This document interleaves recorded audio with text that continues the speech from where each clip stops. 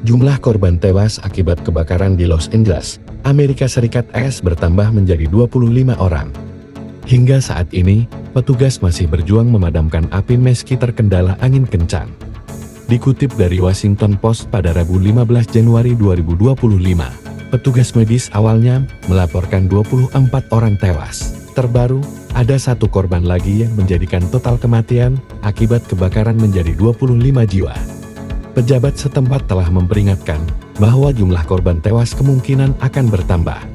Terlebih, Badan Cuaca Nasional memprediksi puncak angin kencang akan terjadi pada Selasa 14 Januari 2025 pagi hingga Rabu 15 Januari 2025 sore pukul 3 waktu setempat. Kondisi tersebut dikhawatirkan bisa membuat kebakaran semakin parah.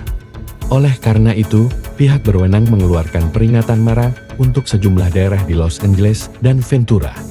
Kebakaran di Los Angeles telah menghanguskan lebih dari 40.000 hektar lahan sejak titik api muncul pada Selasa 7 Januari 2025. Angka resmi menunjukkan lebih dari 12.000 bangunan hancur dan 100.000 orang terpaksa mengungsi.